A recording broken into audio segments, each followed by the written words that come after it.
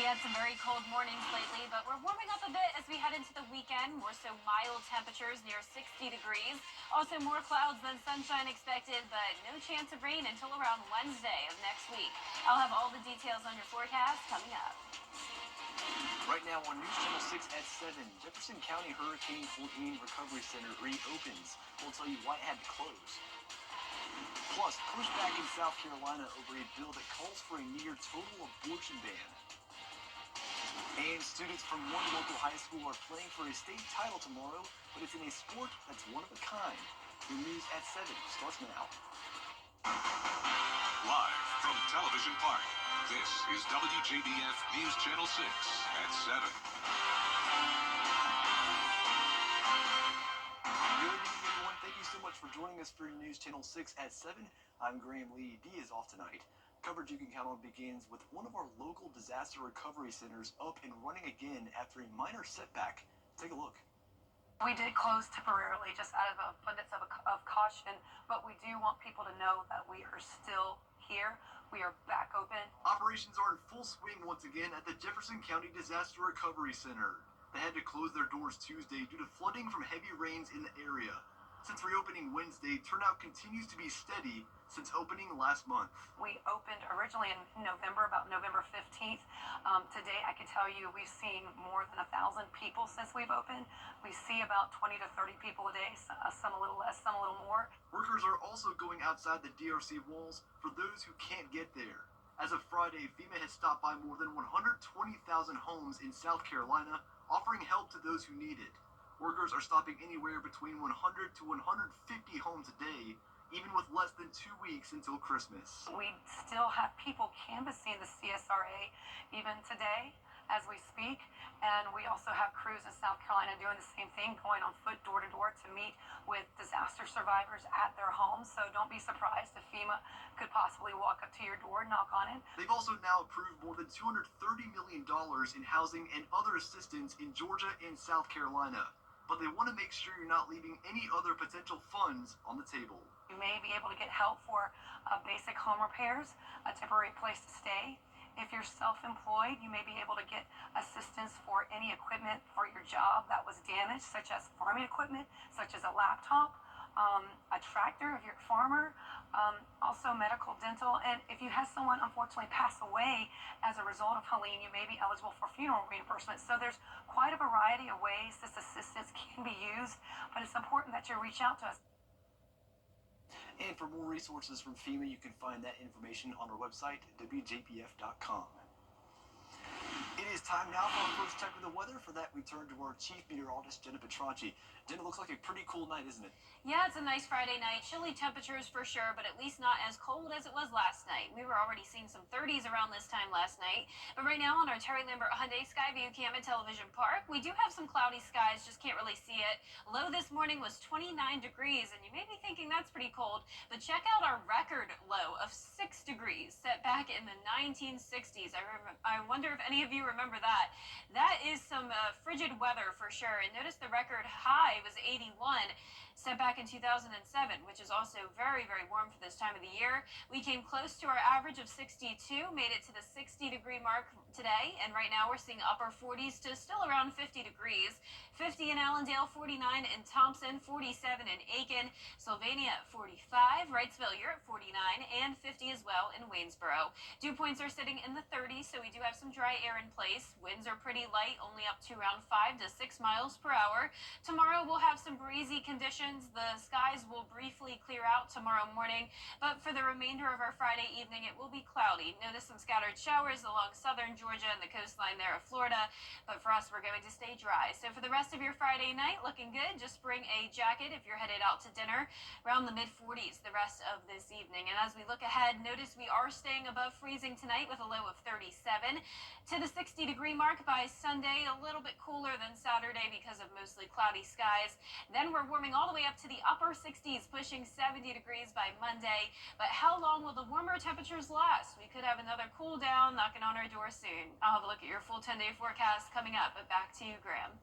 All right, Jenna, thank you. A step forward in Bamberg County today. They now have a new fire station.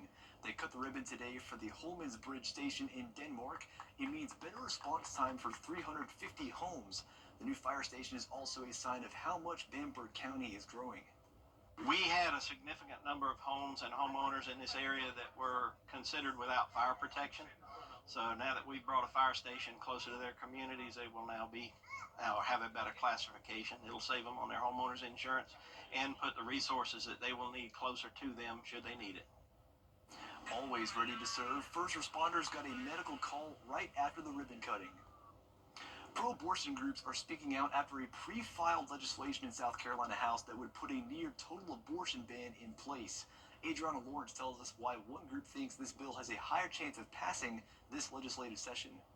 Current state law allows for an abortion until fetal heartbeat is detected, usually about 6 weeks into a pregnancy. But this proposed bill would criminalize all abortions, with a few exceptions. As a mother, that was a decision that I made to have children, and so I don't think it's fair to take that away from other people who, need to make that decision for themselves. House Bill 3457, also known as the Human Life Protection Act, was pre-filed on December 5th. It would make an abortion illegal in South Carolina, with the exception of incest, rape, or to prevent the mother's death. Ashlyn Perot is the executive director and co-founder of the Palmetto State Abortion Fund. She says this bill will have consequences on women seeking safe abortions. So folks will travel, and that does put a burden on other areas of their lives, like school, work, their child care. They have a lot of things they have to arrange to do that. Perot says even though there is a Republican supermajority between the House and Senate, this bill could still run into some issues. We have two factions of the Republican Party that are just fighting each other constantly, and they don't agree. So I don't know that something else will pass. Perot says the Palmetto State Abortion Fund will continue to advocate putting a stop to restrictions. She says she hopes lawmakers take one thing into consideration this legislative session. They're not doctors. They're not social workers. They're not, and they're not professionals in any sense of the word when it comes to healthcare. So they should really just stay out of it unless they want to get on the front lines and start dealing with it. Perot says don't be afraid of calling your lawmaker to let them know what you do or don't support. We tried reaching out to Representative Bailey and Johnson, but haven't heard back just yet. There are currently no representatives from our area supporting this bill. Well, demolition continues today at the James Brown Arena. Demolition has been happening for a few months, but it's only recently started to be visible from the outside.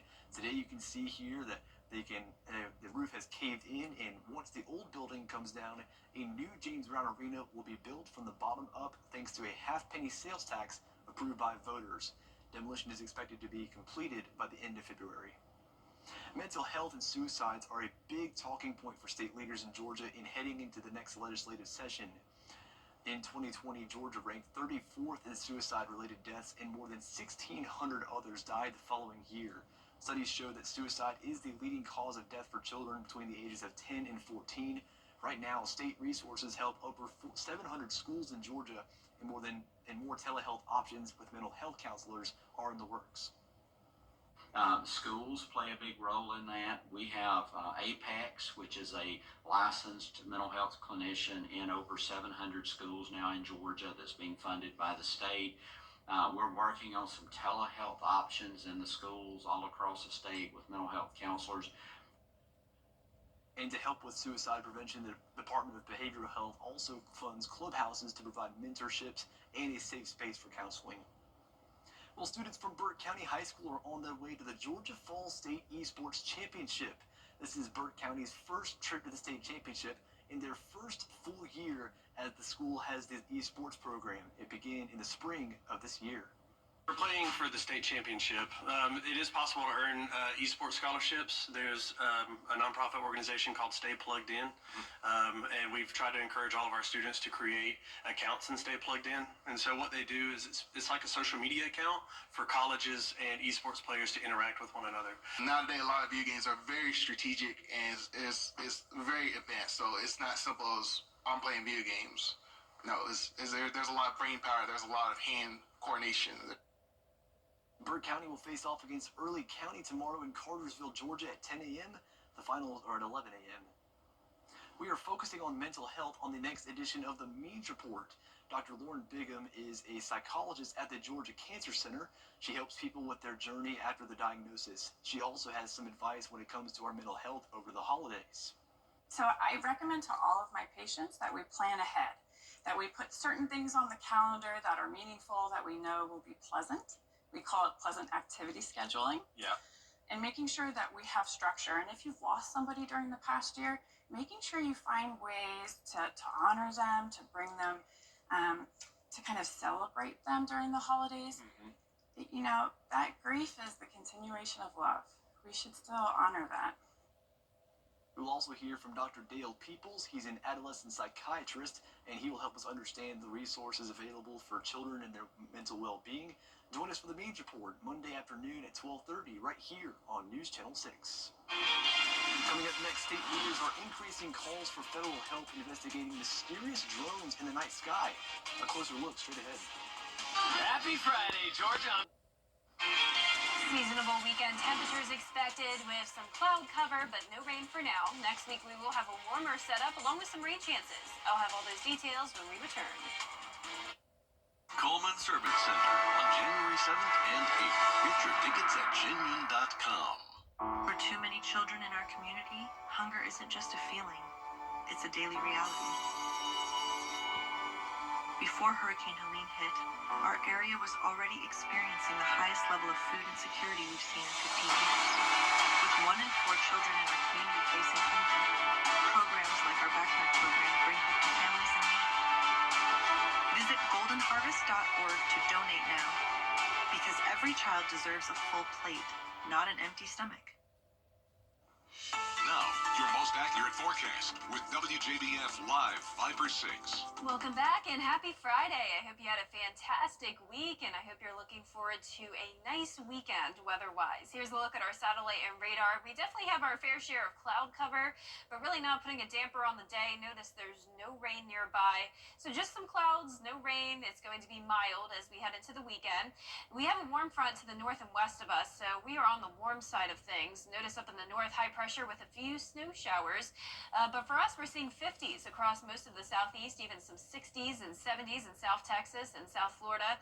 Notice the teens, though, up in the Midwest, 15 in Minneapolis, 17 in Bismarck. So a very sharp gradient here where that warm front's located. Around the CSRA, very consistent temperatures for us, anywhere from around 45 to 50 degrees. On our Terry Lambert Hyundai Skyview cam now in Aiken, it is a nice night to be out and about, but definitely dress appropriately. It is chilly, 49 degrees, but it's not going to be as cold as the past couple of nights. So we're at least going to be staying in the 40s pretty much for the duration of your Friday evening. 6-mile-per-hour wind, dew point of 35. Notice as we head into the overnight hours, that's when we'll start to dip down into the 30s, 37 by 6 a.m., and then back into the upper 50s by noon tomorrow. Topping off at around 62 degrees in Augusta for your Saturday, lows above freezing, and then back into the 40s for lows on Sunday. A little bit cooler in the afternoon on Sunday, though, because of mostly cloudy skies. It'll be a bit breezy tomorrow, but overall a nice Saturday for any Christmas shopping or any outdoor activities. We'll have a good amount of sunshine for the first half of your day, then increasing clouds as the day goes on. And you can see here on our future cast, the clouds will be sticking with us tonight. Then they start to break apart by tomorrow morning. Warm front to the north of us with some showers and storms there across the Tennessee Valley. Then we'll have a cold front passage, but that will not be impacting us. So notice this cold front pretty much just fades away. Scattered showers will not be making it down into the CSRA, so you won't have to worry about any rain, at least for now. But by the middle of next week, it looks like we could have some rain chances along with the warmer temperatures. Low pressure setting up here across the southeast with the warm and moist air, bringing us a 20% chance of rain on Wednesday and up to a 40% chance on Thursday. High temperatures are on the rise. 68 on Monday, 70s Tuesday and Wednesday, then a 10-degree drop off to 62 Thursday, mid-50s by this time next week. So it will be a very below average weekend. That'll be Saturday, December 21st. I'm thinking highs in the 40s. We will have some opportunity, though, for the temperatures to rebound by the time we get to Christmas Day. So the current thinking is mid to upper 50s. But of course, we're still 12 days out from Christmas, and things could certainly change. Mid 30s to mid 40s tonight. Highs tomorrow will be in the mid 50s in our northern counties, low 60s further south. And your 10-day forecast showing a mix of sun and clouds throughout the week with little to no rain other than Wednesday and Thursday. Then we're back to sunshine next Friday, and over the weekend it will be beautiful but pretty chilly. Highs down to 45 next Sunday, lows in the mid 20s. I think you said it a little bit ago for shopping this weekend. It looks good, so I'll be out shopping tomorrow, getting some last-minute Christmas presents. But I already know what I want. I already have them on the list. Good weather to go for, too. Yeah, it's going to be great, Grant. Looking forward to it. Absolutely. Well, speaking of which, tomorrow the city of Harlem will host its first major festival since Hurricane Helene forced the city to cancel the Oliver Hardy Festival. The Downtown Harlem Festival will be set up at the Plaza, and the museum will run from 11 a.m. to 5 p.m. The nighttime parade starts at 6 and the tree lighting afterwards. The parades will start at Harlem City Park, run east on Milledgeville Road, north on North Louisville Street, and west on West 4th Street, where it ends. Milledgeville Road and Louisville Street will close before the start of the parade and reopen once it's over. Well, coming up next, a new way to track lost luggage. We'll have a look at one airplane using Apple AirTags when we return. And as we head into the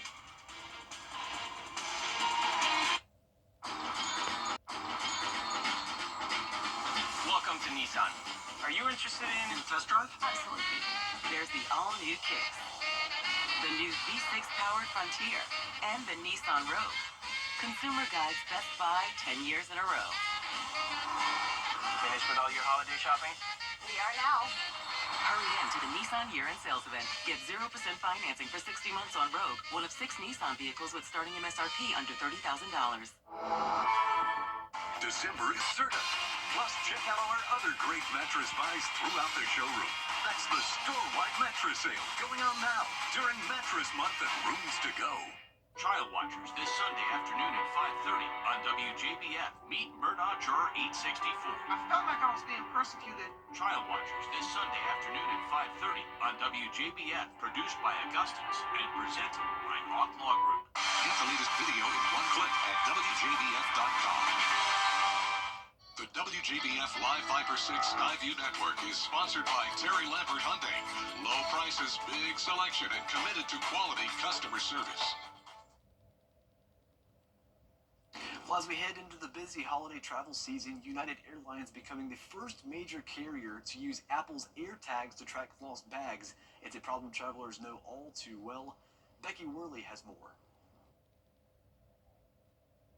A new way to track lost luggage. United Airlines now able to accept location data from AirTags you put inside your luggage. I'm just waiting on a bag. It says it's here, but it is not here. Van Scott put an AirTag in his bag. The AirTag says it's right here, but it's not quite here. In the past, Van might not have been able to use the AirTag info because airlines had no way of taking in that live location data and sharing it with their baggage handlers. But now, Apple creating a shareable link for customers with real-time location data you can give to the airline. That's when you would fire up the Find My app. I'm going to look for the luggage tag. I've named it Becky's Luggage. And then I'm going to scroll down to where it says Lost AirTag. You'll see I have Share Item Location. At this point, it's going to generate a link. I share link, and now I can airdrop it, text it, or mail it to the customer service agent. Or if United sends out a notification that my bag is lost, I can paste that right into the app. 99% of the bags arrive with the customers or before the customer. But those 1% of customers that do not have their bags, we want to make sure that we can track. United saying once the bag is found or after 7 days, the shared link is disabled for privacy protection. Beyond the friendly skies, Apple says that Delta and more than 15 other airlines are set to go live with AirTag compatibility soon. And good news for Van. With the AirTag telling him the bag was somewhere in the airport, the customer service agent was able to direct him to the odd-sized baggage claim, where he found his bag. That was user error on my part. I didn't realize it would be over there. That's cool though. Big fan of the AirTag. All right, good Awesome. job. Thanks. Take care. Coming up, a New York pizzeria is getting a little creative to get around some new dining rules in the city. A closer look next. Get better. Get better. Fight with no sunroof for around $489 per month. Visit Jim Hudson Cadillac of Augusta. Hi, Suzanne Lily Honeymuckle here with Hardwood Floors and More. For over 35 years, we've been helping clients in the CSRA, and we would love to help you too. Hardwood Floors and More wants you to understand the performance level of all flooring types, so you can select the perfect floor for your home. And we want you to understand the process from start to finish. Visit Hardwood Floors and More today and see why we are the company that friends recommend. Hardwood Floors and More, so much more in store for you. Want to win free airfare this holiday season? Augusta Regional Airport is giving one lucky winner 2 round-trip tickets to Washington, D.C. on American Airlines. To enter, visit flyags.com. Use the airfare to fly direct from Augusta to visit our nation's capital, or use D.C. to connect to hundreds of other destinations. Augusta Regional Airport offers daily service to Ronald Reagan Washington National Airport. 'Tis the season to travel directly to Washington, D.C. from Augusta Regional Airport. Fly there, fly home. A pizza place in New York City tried to find a way around some new regulations. London Street Pizzeria turned a school bus parked outside into a dining space after the city implemented new rules that only allow outdoor dining sheds between April and November. The city has given the restaurant 30 days to remove the bus or face a fine, but the pizzeria says it's a legally parked car on the street and that it's no different from taking your pizza and eating it in your car. How about that, Jenna? I love that. That's so creative. Yes, creative to say the least, because you see that, honestly, a lot today. People eating food in their cars. Why not eat it on the bus? Yeah, we were just talking about it last night with the napkins and Yes. the condiments people keep in the car, which I told you I'm a big car eater, so I'm Absolutely. an advocate for that. Yeah. Also, I'm a fan of this weather. I know you're going to talk about that here. Yeah, it's going to be nice this weekend, Graham. We're back into the 60s, so pretty comfortable. We're going to see some clouds, breezy conditions on Saturday, but no rain until next week. 40% chance of rain on Thursday. Big warm up to the 70s, then another big cool down to the 40s next weekend. All right. Thank you so much for joining us for News Channel 6 at 7. We'll be back here on MeTV tonight. Entertainment Tonight is up next.